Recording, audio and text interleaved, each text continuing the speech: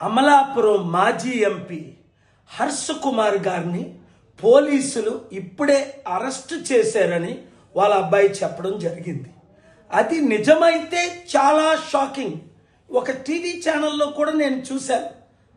తక్షణమే హర్ష్ కుమార్ గారు ఎక్కడుంటే అక్కడ నుండి ఆయన్ని విడిపించాలి.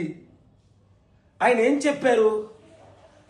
ఈస్టర్, గుడ్ ఫ్రైడే సీజన్లో పాస్టర్ ప్రవీణ్ పగడాల గారి ఆత్మ శాంతి కొరకు మా రిసార్ట్ పక్కన ఎక్కడైతే ఆయన డెడ్ బాడీ దొరికిందో అక్కడికి మీరు రండి, సాయంత్రం క్యాండిల్ లైట్ వెలిగిద్దాం.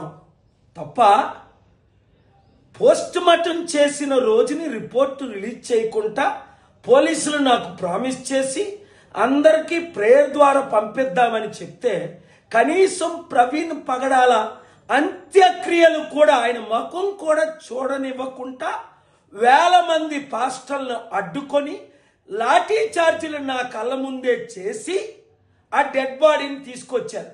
పోన్లే శాంతిగా ఉండాలని నేనే హెల్ప్ చేశాను. పోనీ ఇప్పుడు క్యాండిల్ లైట్ కూడా వెలిగించకూడదు. ఇప్పుడు చూడండి, తెలంగాణ పోలీసులు ఎంత గౌరవంగా ఈరోజు నేను పటాన్ చెరువులో మీటింగ్ పెడితే ర్యాలీ 1200 మోటార్ బైక్స్, కొన్ని వందల కార్లతో వేల మంది జనం వస్తే 2 గంటలు అక్కడ పిన్ డ్రాప్ సైలెన్స్ శాంతి మెసేజ్ వినడానికి అందరూ తరలి వచ్చారు. పోలీసులు అద్భుతమైన పని చేసినందుకు వారిని నేను దీవించి వచ్చాను. ఏమైంది ఆంధ్రప్రదేశ్ పోలీసులకి? ఇది చంద్రబాబు నాయుడు గారి కుట్ర, అక్కడ లోకల్ ఎస్పీ ఐజీ కుట్ర, డీజీపీ కుట్ర. ఆల్రెడీ ఆంధ్రప్రదేశ్ హైకోర్టు మీకు నోటీసులు పంపింది.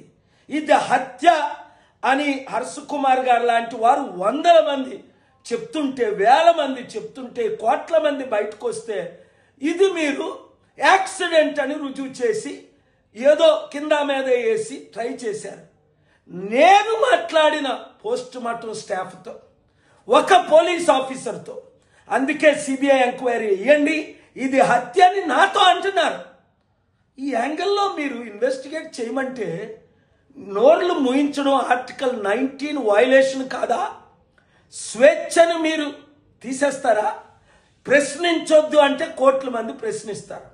తక్షణమే హర్ష్ కుమార్ గారిని రిలీజ్ చేయండి, లేదా నేను అర్జెంట్ ప్లాన్లో ఉండి బయలుదేరి రావాల్సి ఉంటుంది.